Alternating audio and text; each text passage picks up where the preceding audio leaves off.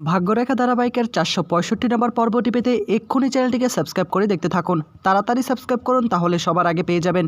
শুরুতে আমরা দেখতে পারবো আজকে শ্রদ্ধাকে অগ্নি পরীক্ষা দিতে হবে, সেজন্য রোশনি শ্রদ্ধাকে নিয়ে আসে।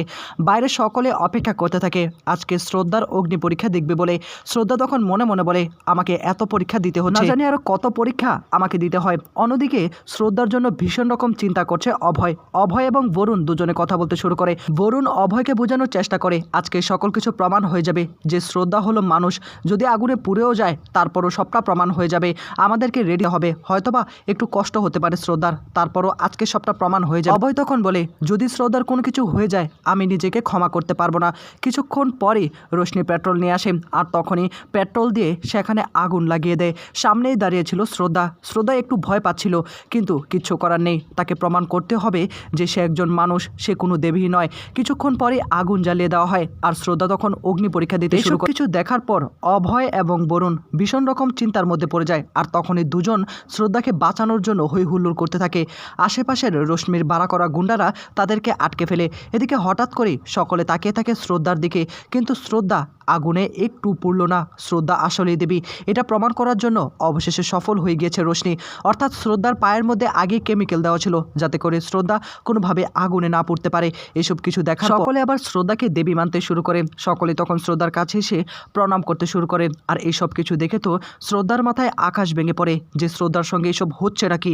শ্রদ্ধা আসলে আগুনে পড়ল না, একটু জ্বালা পোড়াও করলো না। এসব কিছু দেখার পর তখনই রোশনি চলে আসে কীর্তির কাছে। কীর্তিকে এসে বলে, কেমন দিলাম কীর্তি, আমি বলেছিলাম না তোমাকে কারিশমা দেখাবো, দেখালাম। আমি আগে থেকেই প্ল্যান করে রেখেছি।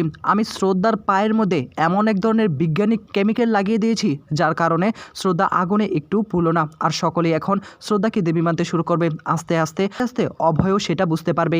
এসব কিছু দেখার পর শ্রদ্ধা কান্নায় ভেঙে পড়ে মাতারানীর কাছে চলে আসে আর শ্রদ্ধা কান্নায় ভেঙে পড়ে বলে, আমাকে আর কত পরীক্ষা দিতে হবে, আমি কি পরীক্ষায় পাশ করতে পারবো না, এই বলেই তখন কান্নায় ভেঙে পড়ে। কিছুক্ষণ পরই সেখানে চলে আসে হনুমান ছদ্মবেশের একটা বাচ্চা আর তখনই সে বাচ্চাটিকে দেখে শ্রদ্ধা বাচ্চাটির কাছে আসে আর বাচ্চাটিও শ্রদ্ধার কাছে আসে এবং তার হাত টেনে ধরে তুলে। তখনই শ্রদ্ধা তাকে জিজ্ঞাসা করে, তোমার নাম কি? বাচ্চাটি বলে, হনুমান। আমাকে তুমি আইসক্রিম খাওয়াবে? শ্রদ্ধা তখন বাচ্চাটিকে নিয়ে আইসক্রিম খাওয়ার জন্য বাইরে চলে আসে। শ্রদ্ধা তখন বাচ্চাটিকে 3টে আইসক্রিম কিনে দেয় আর তখনই শ্রদ্ধা সেখান থেকে চলে মন্দিরে আবার চলে আসে।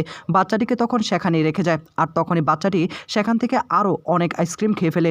অন্যদিকে অভয় চিন্তার মধ্যে পড়ে যায়, কি করে এটা হতে পারে। শ্রদ্ধা তো আগুনে একটু পড়ল না। কিছুক্ষণ পরই সেখানে চলে আসে বরুণ। বরুণ হাতে একটা কেমিক্যাল নিয়ে আসে আর তখনই কেমিক্যালটা দিয়ে বলে, এটার কারণে এটা হলো একটা বৈজ্ঞানিক কেমিক্যাল যার সাহায্যে রোশনি কালকে রোশনি খেলাটা জিতে গিয়েছে। আসলে এই কেমিক্যাল যার শরীরে মেখে দেওয়া হবে সে কখনো আগুনে পুড়বে না বা দগ্ধ হবে না। আর এসব কিছুই আগে থেকে প্ল্যান করা ছিল। এসব কিছু শোনার পর অভয় আরও রেগে গিয়ে রোশনিকে মারতে যাবে, তখনই বরুণ তাকে আটকে ফেলে। অন্যদিকে বাচ্চাটির সে আইসক্রিমের বিল দিতে এসে জানতে পারে সে আইসক্রিম খেয়েছে অনেকগুলো, 2000 টাকা বিল এসেছে। বাচ্চাটিকে তার পরিচয় জিজ্ঞাসা করে, বাচ্চাটি সে পরিচয় বলতে শুরু করে, কথা বলতে শুরু করে। কিছুক্ষণ পরই দেখা যাবে বরুণ অভয়কে নানাভাবে বোঝানোর চেষ্টা করে, আমাদেরকে এখন দ্বিতীয় কোনো পদ্ধতি বের করতে হবে, আমাদেরকে যে করে হোক এর একটা সমাধান বের করতে হবে। একবার ভেবে দেখেছিস শ্রদ্ধা কতটা কষ্ট পাচ্ছে? শ্রদ্ধা এবং তোকে আলাদা করার জন্য রোশনি এই সমস্ত প্ল্যান করেছে।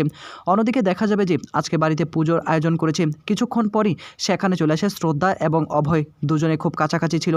আর এসব কিছু দেখার পর তখনই কীর্তি বলে, দেখলে দুজনকে আলাদা করতে পারলে না, এত কিছু হয়ে যাওয়ার পরও দুজনে কি সুন্দর এক হয়ে দাঁড়িয়ে রয়েছে। এসব কিছু দেখার পর রোশনি তো ভীষণ রকম চিন্তার মধ্যে পড়ে যায়। আর এদিকে দেখা যাবে রোশনির দিকে তাকিয়ে কি যেন ভাবতে শুরু করে দেয় শ্রদ্ধা যখনই আজকে পুজোর জন্য রেডি হবে কিছুক্ষণ পরই তখনই অভয়ের মা বলে ওঠে, পুজোটা কি করে হয়? এখানে তো ফুলগুলি পচে গিয়েছে, একটা ফুলও তো নেই। কিছুক্ষণ পরই সেখানে চলে আসে একটি বাচ্চা আর বাচ্চাকে দেখে সকলে ভীষণ রকম প্রশ্ন করতে থাকে, এই বাচ্চাটি এখানে বা কি করছে? বাচ্চাটি কলা খাচ্ছিল, কলার ছিলকা তখন মেঝেতে ফেলে দেয়।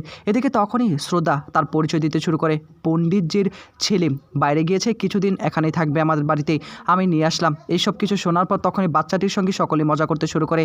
বাচ্চাটি যখনই সেখানে কলার ছোলা ফেলবে ঠিক সেই মুহূর্তে সেখানে রোশনি চলে আসে। রোশনি তখন সে কলার ছিলার মধ্যে পা দিয়ে পিছলে সেখানেই পড়ে যায়। আর এসব কিছু দেখে সকলে ভীষণ রকম হাসাহাসি করতে থাকে। এদিকে ফুলের টবের কাছে সে বাচ্চাটি যখনই আসবে তখনই সে টবের মধ্যে 2টি ফুল ফুটে যায় আর এতে খুশি হয়ে যায় শ্রদ্ধা।